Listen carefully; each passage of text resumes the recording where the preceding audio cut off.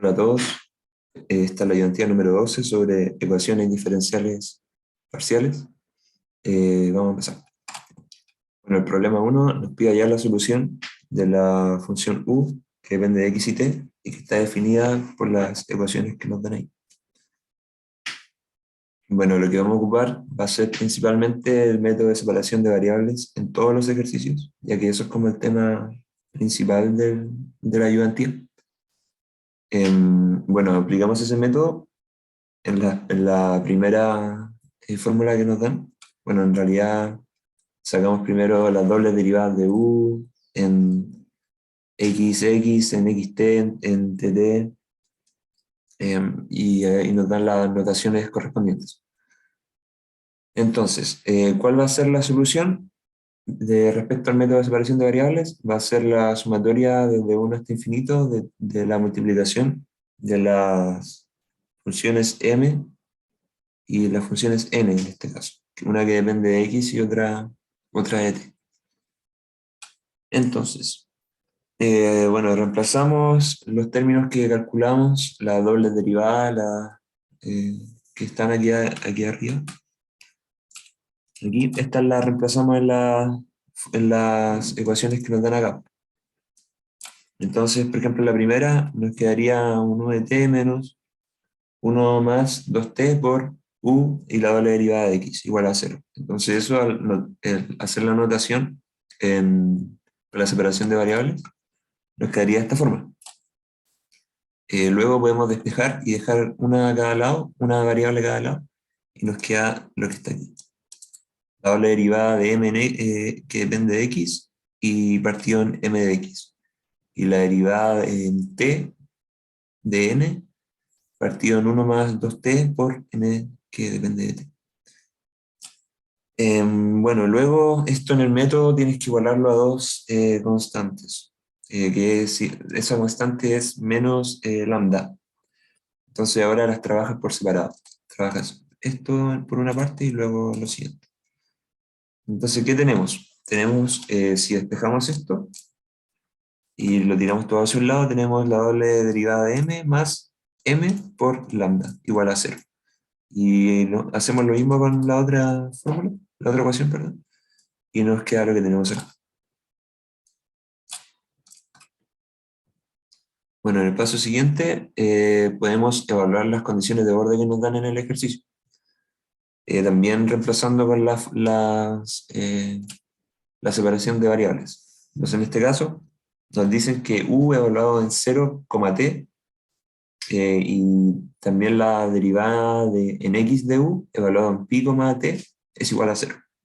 Entonces yo puedo escribir esto como la multiplicación de las dos funciones, y esto me va a dar cierta información. Como en primer lugar, que no pueden ser ninguna de estas variables, o sea, funciones nulas.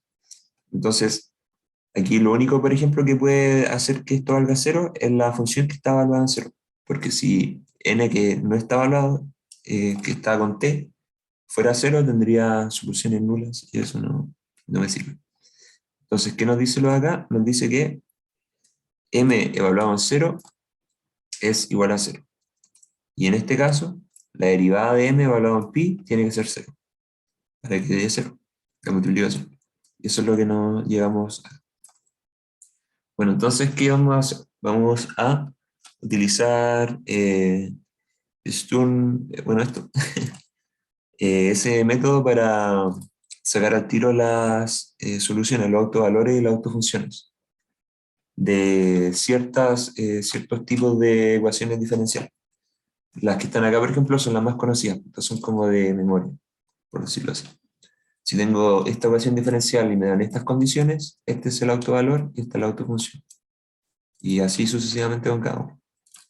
Entonces, por ejemplo, acá nosotros tenemos la doble derivada de m más m por lambda igual a 0 y nos dan un valor,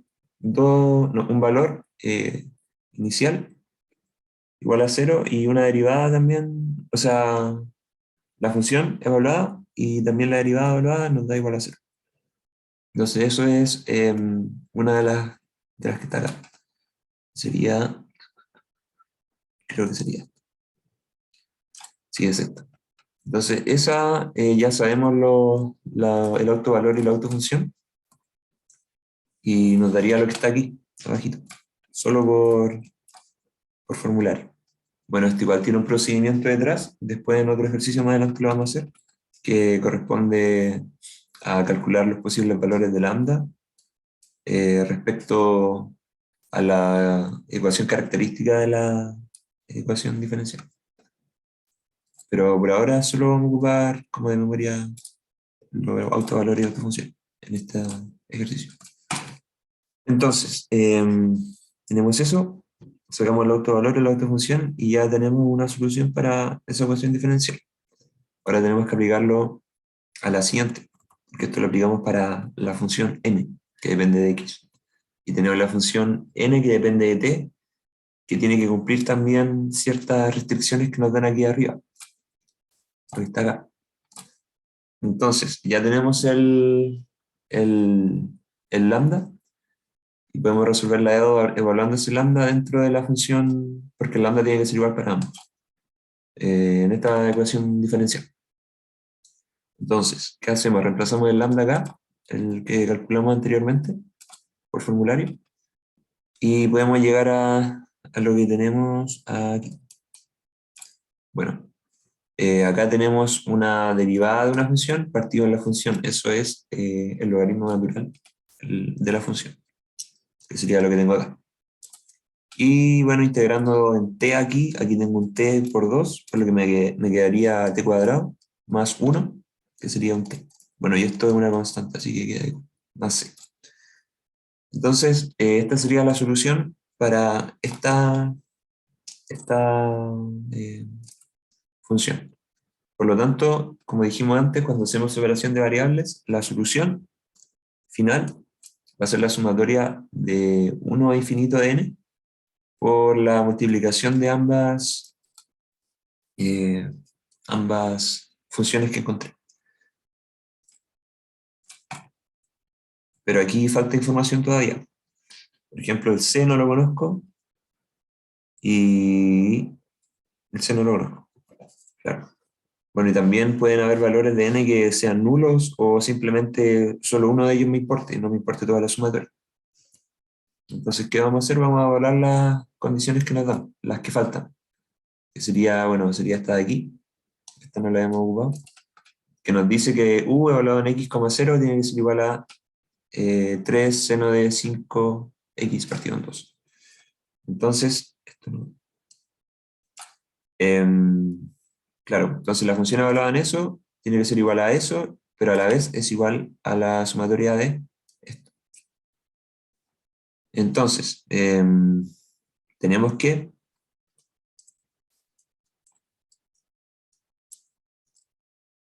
para que esto sea igual a lo de acá, tenemos cosas de más. Tenemos que, por ejemplo, el valor de dentro del seno tiene que ser 5x partido en 2. Y aquí yo tengo 2n menos 1x partido en 2. Y la única forma en la que eso me dé 5x partido en 2 es que solo tenga, dentro de toda esta sumatoria en infinito, solo tenga validez cuando n es igual a 3. Porque aquí me daría 6 menos 1, eso es 5, por x partido en 2. Y ahí se cumpliría la igualdad que me dan aquí arriba. Entonces, de toda la sumatoria, solo me importaría cuando n es igual a 3. Cuando n es distinto de 3, c debe valer 0, para que se anulen todos los términos. Bueno, y aquí obviamente también me dicen que hay un 3 afuera y no puede ser otro más que el c que está aquí. Entonces c vale 3 y c vale 0 cuando n es distinto de 3. Y esa sería mi solución.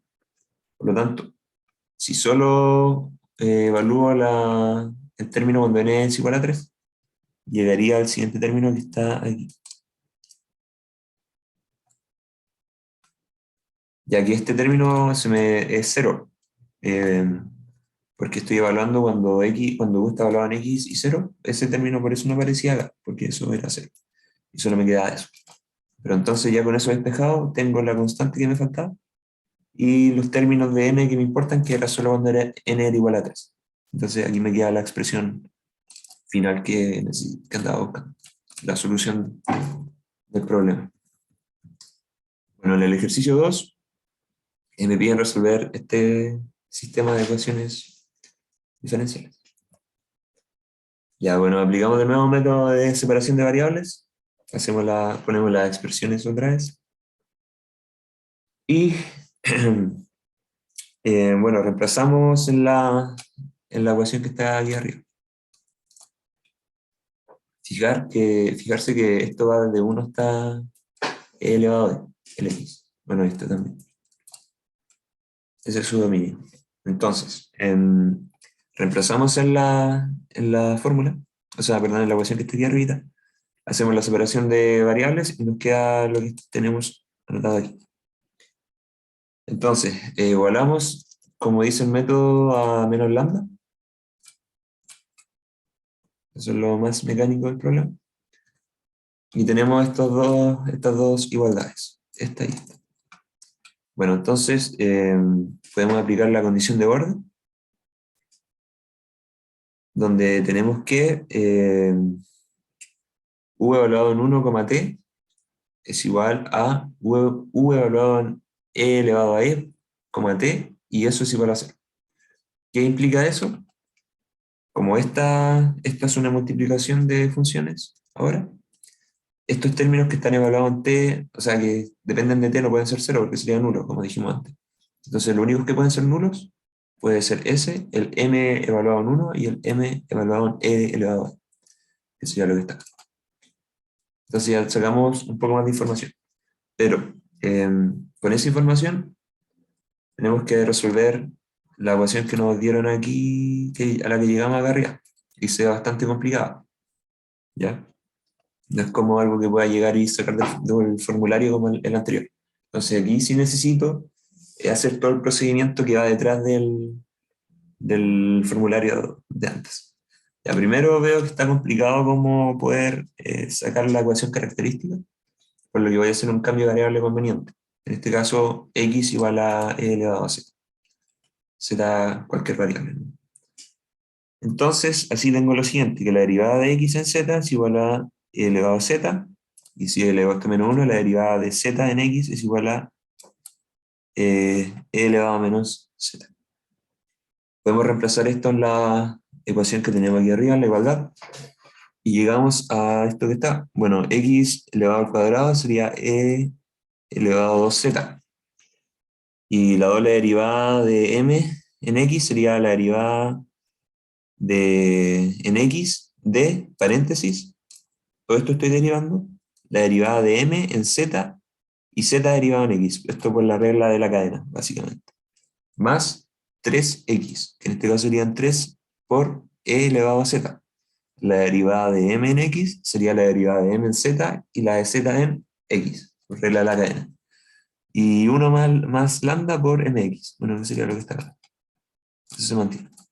Bueno, reemplacé. ¿Qué puedo notar acá? Puedo notar que tengo un dz, un dx en el anterior. Aquí está un poquito más avanzado. Aquí tengo un dz, un dx, eso lo definimos arriba como e elevado a z. Pero el m elevado, o sea, el m evaluado en x, no puedo saber cuánto es su derivada en z, porque no tengo esa información. Pero lo que puedo hacer es hacer otra función, que solo, como ahora yo reemplacé el x por e elevado a z, puedo hacer una función que solo dependa de z. Entonces, como yo estaba derivando aquí en x, aquí una función, esta es la que va acá, ahora tengo que aplicar una regla de la cadena para llegar a x, porque ahora mi derivada, o sea, ahora mi variable es z. Entonces ahora tengo que pasar por z sí o sí. Entonces ahora para llegar al x de aquí, tengo que pasar por z y por z, por regla de la cadena, de nuevo. Bueno, y ahora mi m va a ser un gamma, y lo reemplacé, o podría decir un y, más fácil. No sé. Entonces, ya. Ya, entonces tengo estos valores que de hecho ya los tenía yo arriba. Estaban, este valía e elevado a menos z, e elevado a menos z, e elevado a menos z. Bueno, estos son los de x en dz que ya había reemplazado anteriormente. Y los puedo, este por ejemplo, sería se podría eliminar con eso. Bueno, que es lo que pasa acá abajo. Y este se puede eliminar con uno de estos, y lo que está acá lo puedo derivar. Bueno, derivo el primer término, me queda la doble derivada en z por la derivada, o sea, no, perdón, la doble derivada de y en z por esta función sin alterarse, más la función por la otra derivada. Eso es la típica derivada de multiplicación. Y aquí me quedaría la derivada de z de z de x, que es e elevado a menos z, que es lo que está aquí. Eso es lo mismo. Entonces, resumiendo, hice el cambio de variable, apliqué regla de la cadena y reemplacé el m, que ya no depende de x, sino de z, por un gamma de z. Entonces aquí pasé derivando acá la suma, o sea, sí, pues la suma de la derivada de uno por el otro. Me quedaron estos términos que los reemplacé, como lo había por el cambio de variable que había hecho antes. Y aquí factorizo y elimino términos comunes. Bueno, y la derivada de, por ejemplo, esta sería menos e elevado a menos z. Estoy derivando en z, e elevado a z. Entonces, por ejemplo, aquí me quedaría solo una resta y podría sacar ese término de acá, sacarlo afuera, sacar ese también afuera, factorizar. Y como ya me eliminé uno de estos zetas, ahora con este me elimino los dos. Entonces eso se anula, esto se anula. Por lo tanto, llegaría a una ecuación que solo tiene esto, esto y esto. Bueno, esto es la doble derivada de y en z, lo puedo escribir así. Aquí tengo 3 veces la derivada de y en z, pero tengo uno restando acá, por lo que me quedan 2. Y más 1 más lambda por gamma en z, igual a 0. Entonces, ahora sí puedo sacar la ecuación característica. La ecuación característica sería d cuadrado más 2d más 1 más lambda igual a 0. Saco la típica formulita para encontrar el valor de d. Me queda que d tiene que ser igual a menos 1 más menos la raíz de menos lambda. Ya encontré el valor de d. Por lo tanto, ahora tengo que evaluar los casos. Cuando lambda es menor que 0, igual a 0 o mayor a 0. Cuando, bueno, y la solución de este tipo de ecuación diferencial siempre es la exponencial, e elevado a lambda. Bueno, con un a y más e elevado a menos lambda. Ese tipo de solución para esta ecuación diferencial. Entonces, tengo la solución de la ecuación característica.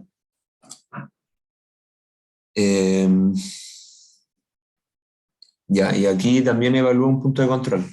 Bueno, yo había encontrado antes de que m evaluado en 1 y m evaluado en e a la e eran mis puntos de control.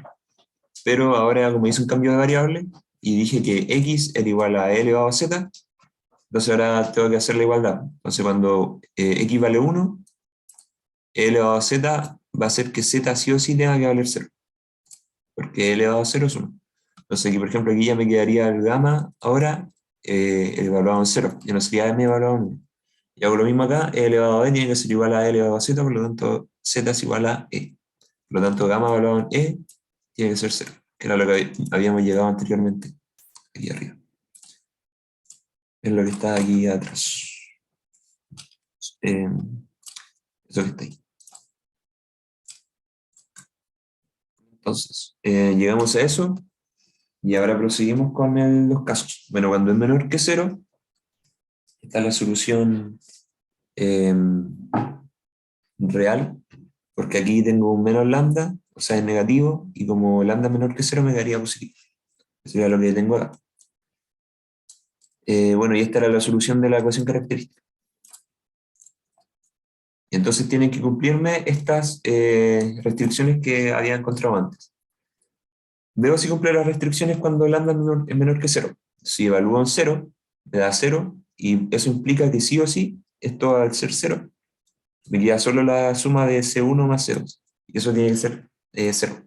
Lo que implica que C2 tiene que ser igual a menos C1. Pero si evalúo en E, en Euler, tiene que ser 0, y esto, si lo evalúo acá, esto no me da 0 por ningún lado, a no ser que C1 y C2 sean igual a 0. Y yo no quiero eso porque eso me da una respuesta trivial, un resultado trivial que sería nulo.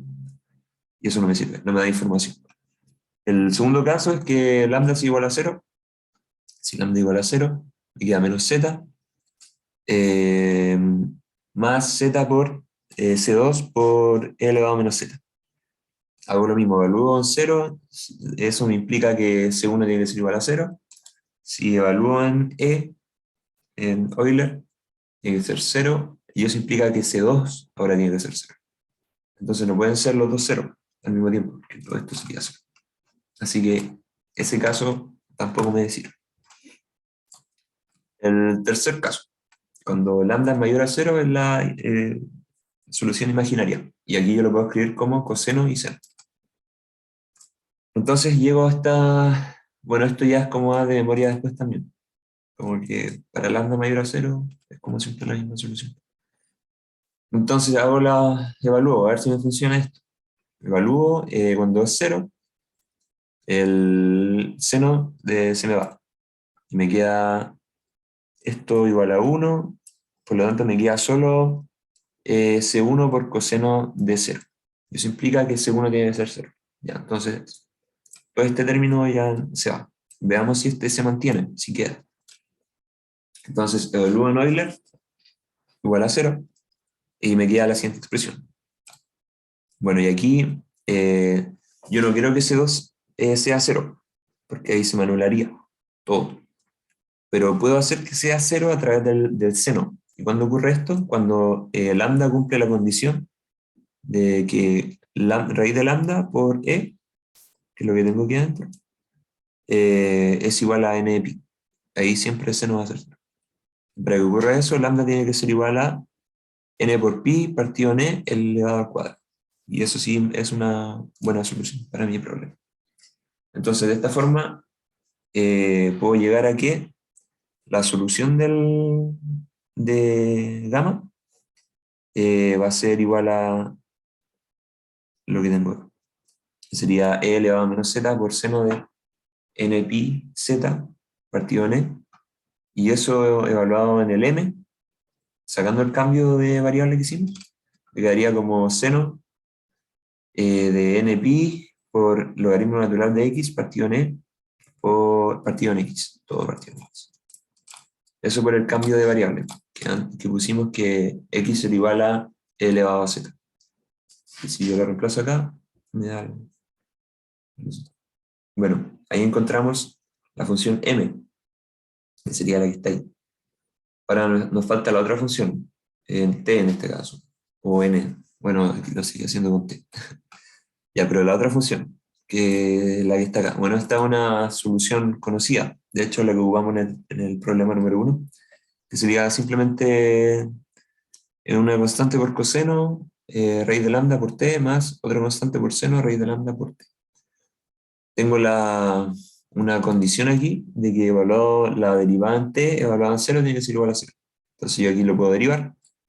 Evalúo en 0, se me va el seno, me queda el coseno, y para que esto sea 0, C4 tiene que ser 0. Por lo tanto, se me va todo esto y me queda lo de aquí. Por lo tanto, esta sería por ahora la solución de t. No tengo más condiciones como para evaluar. Bueno, y el lambda que ya había encontrado antes, lo puedo reemplazar aquí y llego a la solución de t parcial, porque todavía no sé cuánto es la constante. ¿Cómo voy a saber cuánto es la constante? Bueno, yo puedo escribir ahora la solución general con lo que tengo, que sería la multiplicación del m que encontramos y la multiplicación del t. Bueno, y la sumatoria de n que va de 1 a infinito. Entonces, bueno, aquí tengo otra condición que me dice, que tal vez con esta puedo encontrar el valor de la constante, que me dice que la función evaluada en x, 0 tiene que ser igual a 1 partido en x cuadrado, que sería básicamente esto. Bueno, por ejemplo, aquí yo el x lo puedo sacar de acá, lo puedo pasar multiplicando, se me da con esto, y llego a lo de acá, a lo que está aquí. Bueno, y esto se parece bastante a Fourier, donde tengo que una función tiene que ser igual a la sumatoria, bueno, a medios, a sub 0 medios, más la sumatoria de a por coseno. La típica fórmula de Fourier. Pero en este caso solo tengo el término de seno. Pero Fourier me pide ciertas condiciones. Por ejemplo, en este caso yo quiero encontrar el Cn. Para poder despejarlo, en este caso Cn sería igual a 1 partido en el largo menos L, la función f de x, seno de n pi x partido en L. Entonces yo necesito tener algo de esta forma. ¿Cuál es mi función? Yo podría decir que mi función es 1 partido en x. Pero por ejemplo, acá no cumplo con la forma que tiene el seno, aquí. Entonces no puedo llegar y aplicar esta fórmula. Por lo tanto, tengo que trabajar un poquito más eso. ¿Qué voy a hacer? Voy a hacer un cambio de variable. Esto, por ejemplo, lo voy a simplificar. Voy a dejarlo como teta. Por lo tanto, x va a ser igual a e elevado a e por teta. De teta va a ser igual a 1 partido en x por e. Y podemos integrar a ambos lados y aplicar, o sea, agregar una integral a ambos lados y aplicar una propiedad que nos dice que cuando multiplicamos dos senos que tienen esta forma, cuando el m y el n son iguales, todo esto, no importa el cálculo, da lo mismo, vale igual a un medio. Y cuando son distintos vale cero. Entonces con eso podemos dejarlo escrito de esta forma. Esto hacemos todo eso un medio, queda la integral acá, y ahí sí podemos dejar Cn como la función x por x partido, o sea, una partido en xe, que sería como este término sale como de lo que hicimos recién, que sería como eso la función, por el seno de n pi, bueno, no, a ver, esto un medio.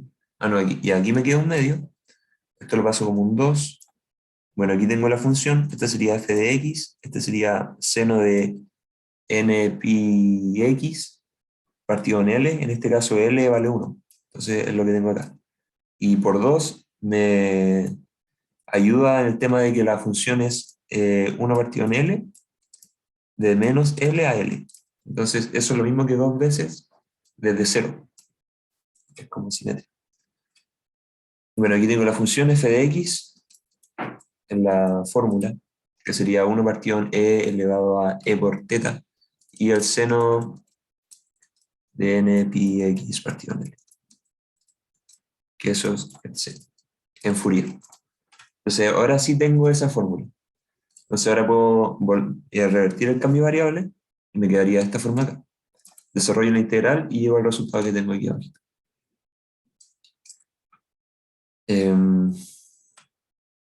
Bueno, esto lo de aquí arriba dice el tema del límite de integración, pero al final no lo ocupamos. Haciendo el cambio de variable, cambia los límites de integración que teníamos acá.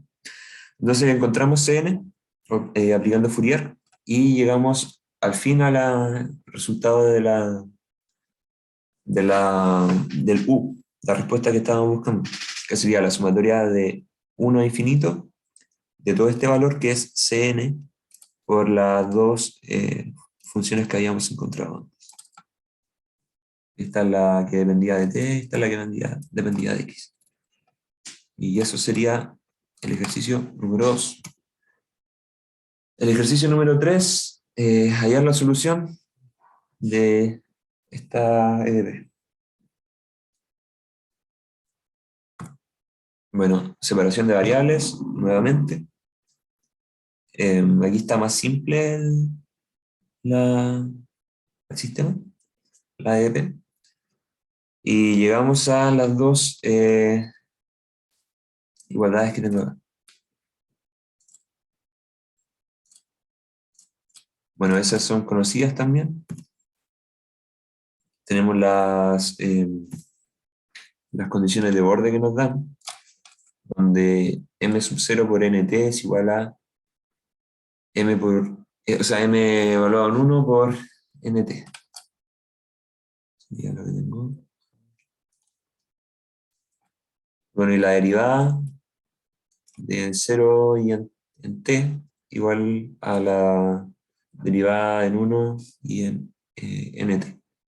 Lo que está aquí, que es lo que está acá. Ya, tenemos eso. Bueno, de aquí podemos sacar que las nulas tienen que ser las que están evaluadas. O sea, perdón, las que igualan los términos. No es que esta igual se anula. Igual se anulan y me quedan esas dos igualdades. Llevo eso. Bueno, y estas igual son conocidas. Al final, eh, por este tipo, podemos llegar a saber los autovalores y la autofunción. Pero igual se pueden evaluar y al final uno llega a lo mismo, que fue lo que hicimos en el anterior, igual llegamos a algo por coseno más algo por seno. Y es lambda. Que el lambda sería como lo más trabajoso de encontrar, pero bueno, aquí lo podemos sacar por la tablita. Entonces, tenemos nuestro lambda, tenemos las autofunciones, la evaluamos aquí, llegamos al resultado de la función m, que depende de x.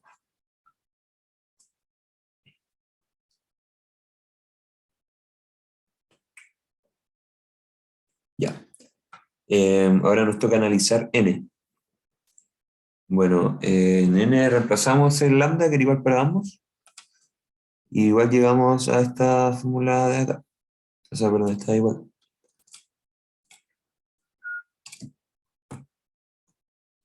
Bueno, aquí con el mismo tema que estábamos viendo recién. En este caso, por ejemplo, dos, nos dan una, a ver,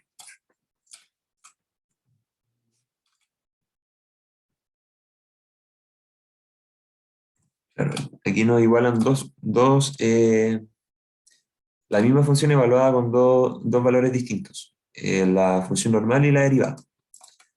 Y este es el último caso, es este de acá. Sin embargo, acá aparece con un menos 1. No estoy tan seguro de ese menos 1 porque igual busqué como literatura externa y ahí no ponen el menos 1. Pero aquí en el de mat sí lo puse. Así que, bueno, guiándome por lo externo y al resultado que al final se llega, que es el mismo, va sin menos 1, al menos en este caso. No sé si será como algo equivalente, no tengo idea. Pero eso, bueno, resolvemos la EDO, evaluamos el lambda, llegamos a la solución general, sin ningún eh, cálculo muy complicado, sino evaluando nomás las dos funciones con el término que encontramos en la tablita. Y ahora tenemos que analizar las condiciones de orden. Bueno, nos dicen que u evaluado en x y 0 tiene que ser igual a coseno de 2pi x. Y la derivada en t, evaluada en x, 0, tiene que ser igual a 2 coseno de 6 pi x. Hacemos la igualdad, evaluamos los t's iguales a 0, entonces los términos que dependen de t se van.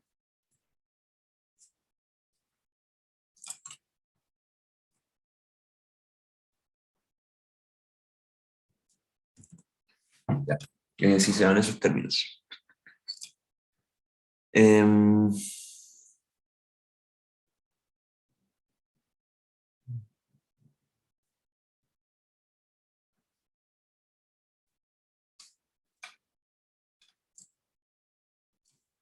ya, aquí faltaba un t, que era el que estaba ahí, por eso me parecía extraño. Y ahora sí evalúo los t's iguales a 0, entonces esos términos se van. Me queda solo lo que tengo aquí. A ver, no, perdón. Se va el seno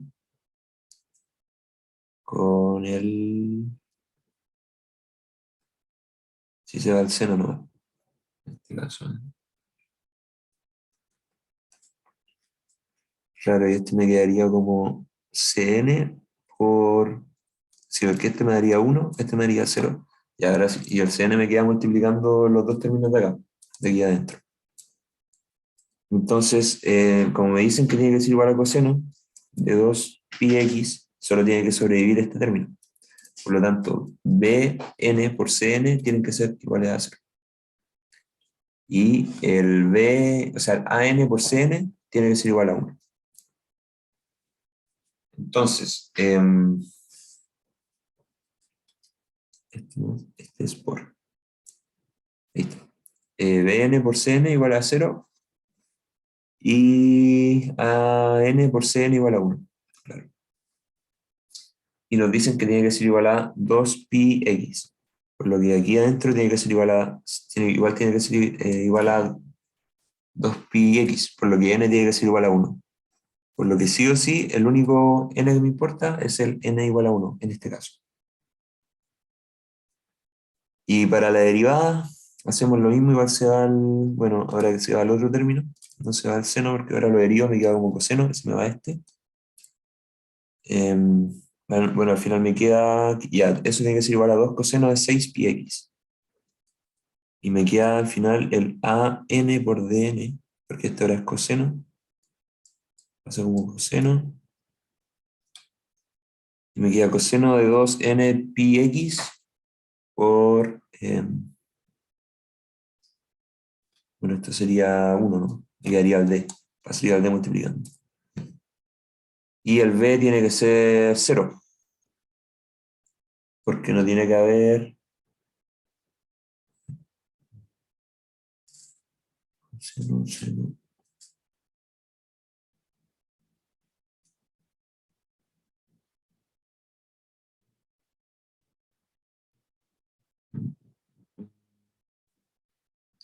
Ah, sí, sí, ya.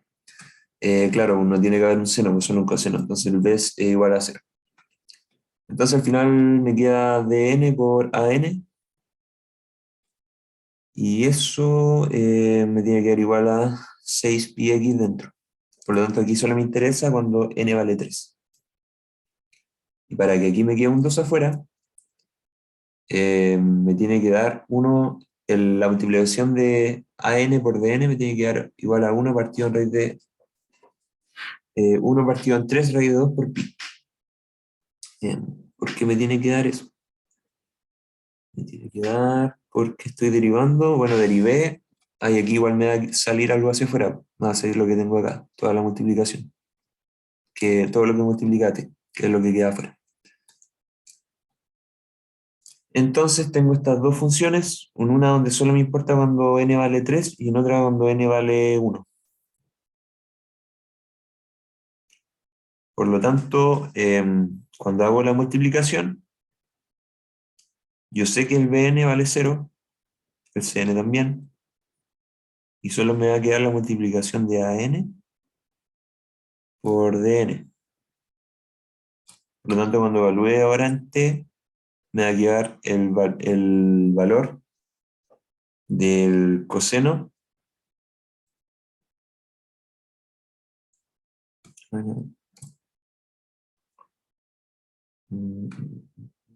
Claro, me va a quedar el valor del coseno, que estaba aquí, eh, por el valor del coseno en este caso. Sí, porque el cn, claro, aquí en el cn en el primer término no se anula. Sí, entonces me queda el coseno, que sería lo que viene de acá, por el cn, y por todo lo que acompaña el cn, bueno, todo este término, cuando n vale 1. Esto es lo que sobrevive. Y cuando n vale 3, lo que sobrevive es este término, pero ahora por el dn, que está acá. Sería lo que está aquí. Y sería la suma de cuando n vale 1 y cuando n vale 2. O sea, n vale 3, perdón. Bueno, y esa sería la solución. Esa sería la solución.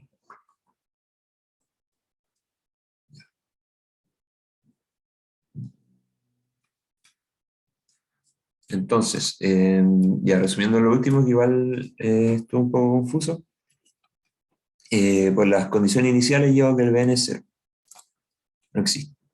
Que cuando evalúo la función, solo sobrevive cuando n vale 1, y me tiene que dar un coseno, por lo que solo queda este valor. Bueno, cuando evalúo en 0, el seno se me da 0, así que todo eso no importa.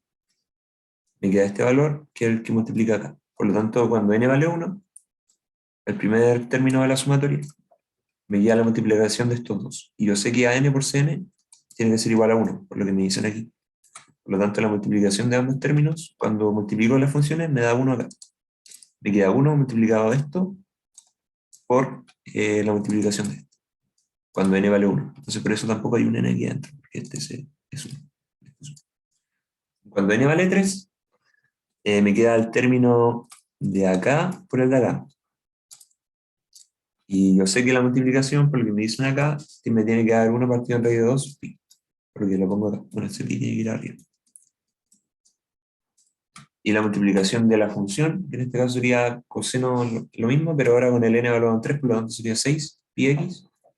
Y el seno también evaluado en 3, por lo que sería seno de 6 raíz de 2 pi t. Y esa sería la solución. Ya, el problema número 4. Tengo la de t que me dan abajo, todo eso, pero ahora me dan un dato adicional. Me dicen que esta igualdad, esta ecuación, con estas condiciones de orden, su valor, su autovalor es este, y la autofunción es esto de acá. Por lo tanto, tengo que resolver lo que está abajo. Aplico la separación de variables, reemplazamos lo mismo que hemos hecho todo el rato, igualamos a la constante menos lambda, y nos quedan las dos ecuaciones. ¿Qué ecuaciones de orden nos dieron antes? Nos dieron que u, bueno, dentro de todas esas, ut, o sea, u evaluado en 0, t y u evaluado en 1, t igual a 0, cuando t es mayor que 0. Y entonces ocupamos esas condiciones de orden para sacar información respecto a la función que está evaluada. En este caso sería la que depende de x, en este caso es m. Entonces, bueno, lo mismo que hicimos antes, nt no puede ser 0, acá tampoco, por lo tanto, m evaluado en 0 es igual a 0, y m evaluado en 1 es igual a 0. Ya tengo información para trabajar con m, que m tiene la fórmula que está ahí. Bueno,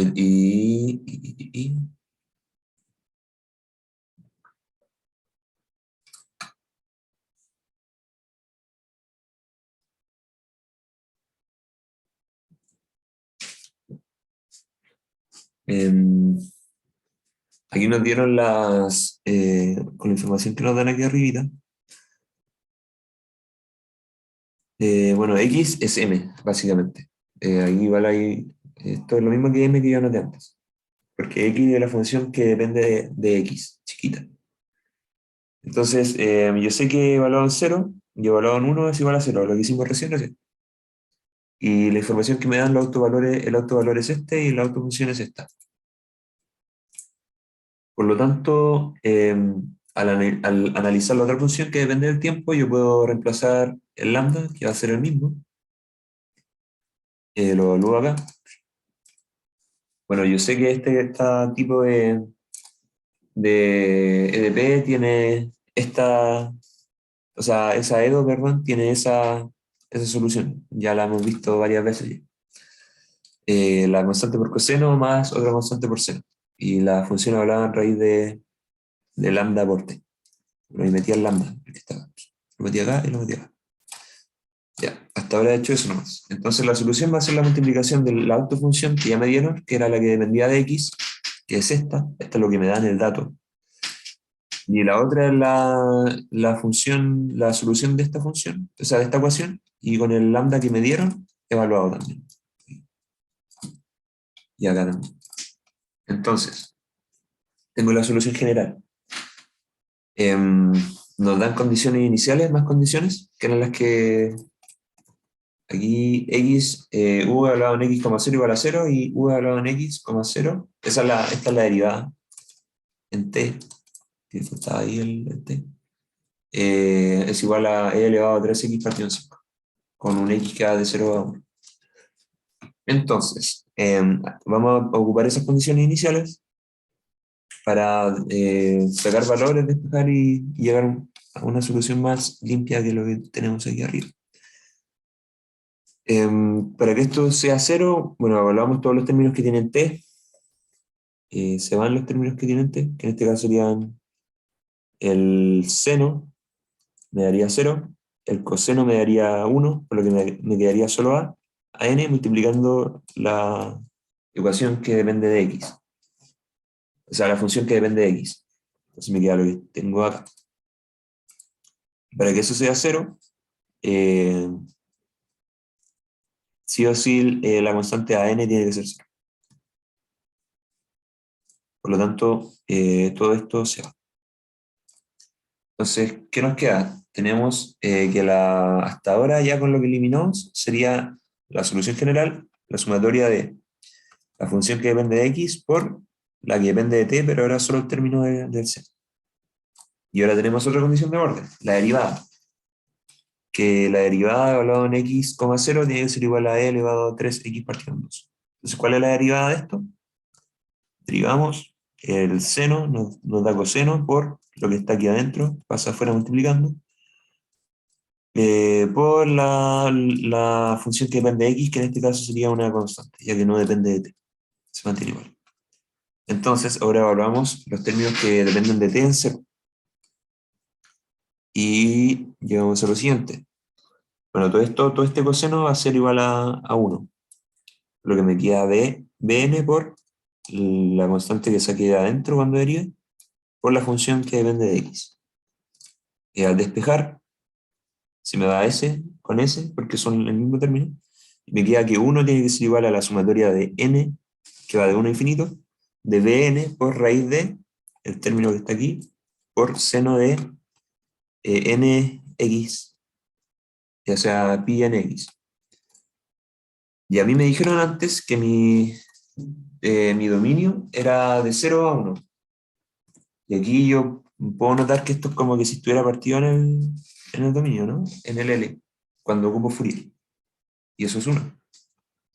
Así que como que cumple con esa forma, esto lo puedo ver como una nueva constante, como un Cn, eh, y puedo trabajar eso como con Fourier.